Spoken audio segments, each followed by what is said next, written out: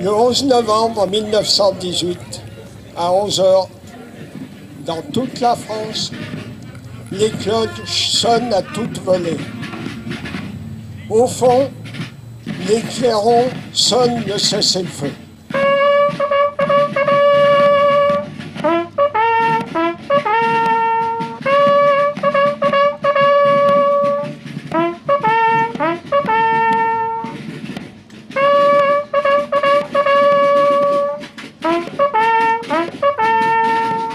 Aujourd'hui, nous célébrons la mémoire des poilus. Nous devons leur rendre hommage, car ils ont sacrifié leur destin individuel pour la liberté, la démocratie et la paix. La paix pour manifester qu'aucune guerre, aussi bien idéologique que religieuse, n'est justifiée. Ce n'est pas le cas aujourd'hui. La paix pour la fraternité des peuples. Vive la paix, vive la France! Nous allons déposer une gerbe avec monsieur le maire et le maire du conseil, mademoiselle le maire du conseil des enfants.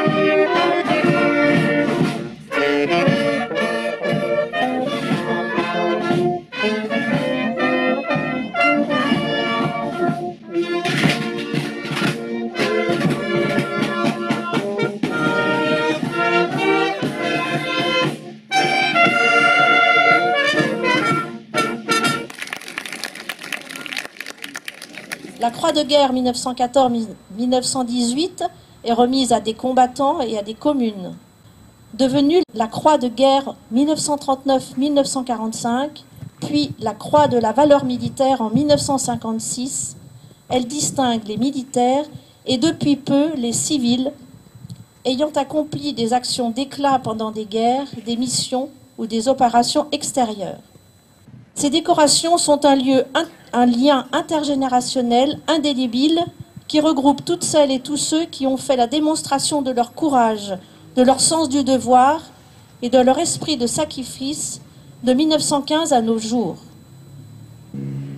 Ne pas les oublier et transmettre le message mémoriel aux jeunes générations est notre devoir et relève de notre responsabilité collective.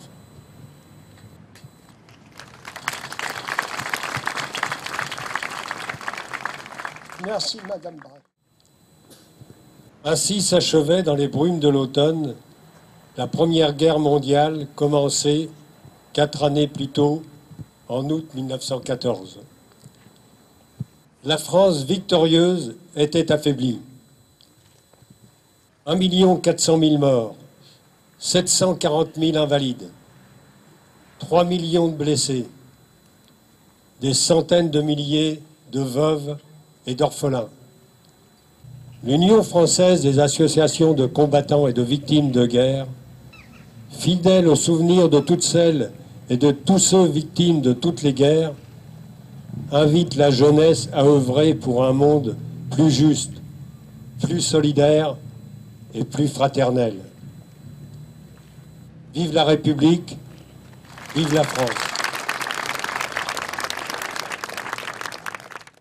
Nous allons procéder maintenant à des remises de décorations. Outre ces décorations et ces lettres de félicitations pour mission extérieure, Stéphane Pitiot est titulaire de la carte du combattant.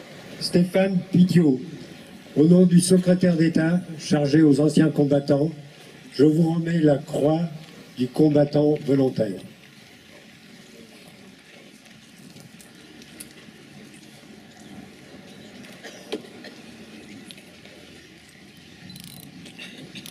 Avec les félicitations des anciens combattants de Chaponneau.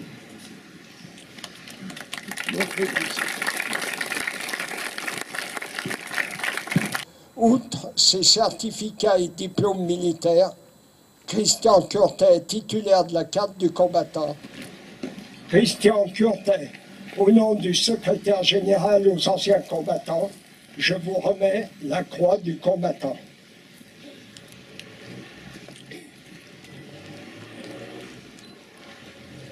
Avec les félicitations des anciens combattants. Félicitations.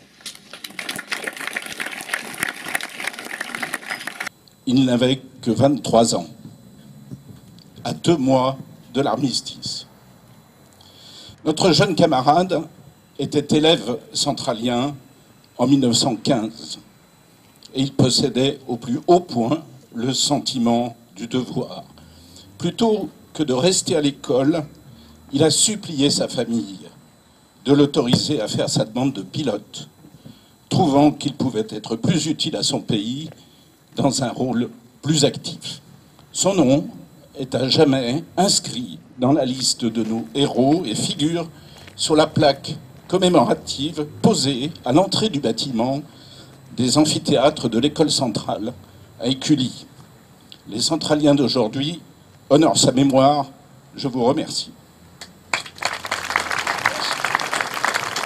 Merci, Monsieur Prost. Effectivement, Gautier était né à Chaponneau. Alors je tiens à remercier mais énormément Paul David pour ce travail, ainsi que Monsieur Prost de sa venue, parce que je pense que c'est pour l'école centrale un moment intéressant.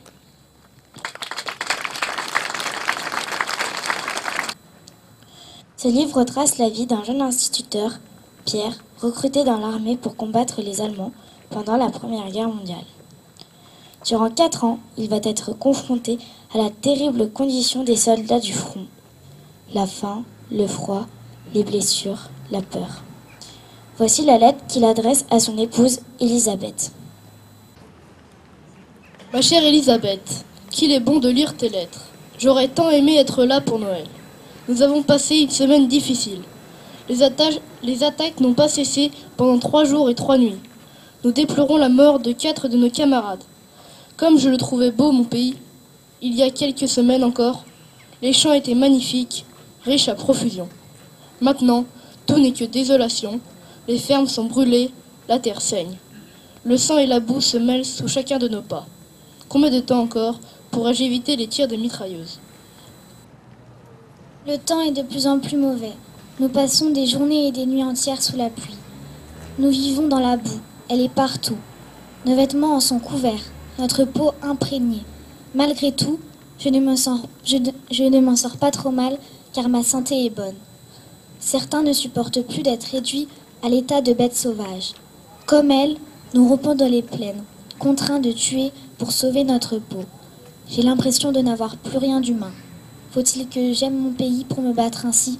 Si seulement je pouvais être certain de rentrer vivant. Ma chérie, la vie était si belle dans notre petite école. Surtout, dis aux enfants combien est l'importance d'apprendre. Avec le savoir, ils seront forts. Dis-leur de bien travailler la langue française. Ils doivent être fiers de leur pays plus que jamais. Ma chérie, pense à moi.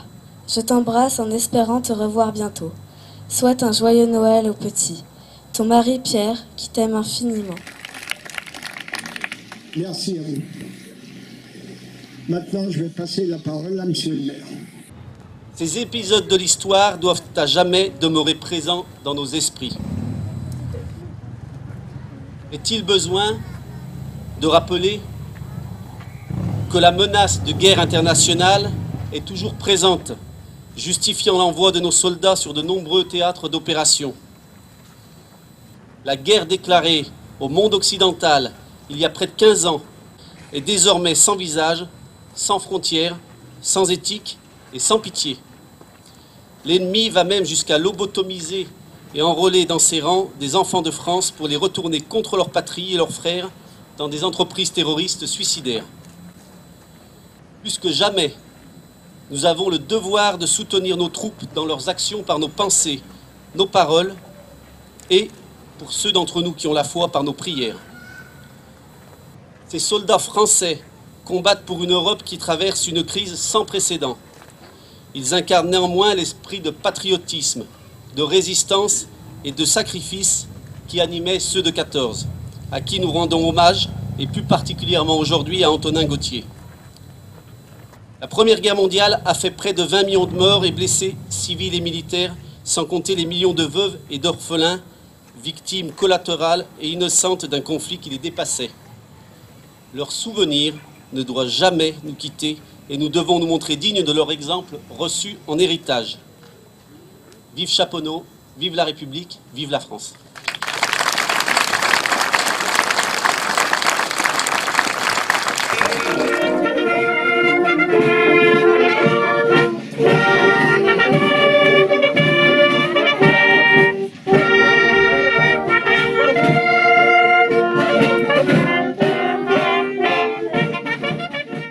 Merci à vous tous pour votre présence nombreuse ce matin sous un beau soleil de novembre. Et puis j'adresse à nouveau mes remerciements à l'ensemble des musiciens de l'Harmonie et de l'Excelsior et également aux classes en œuvre.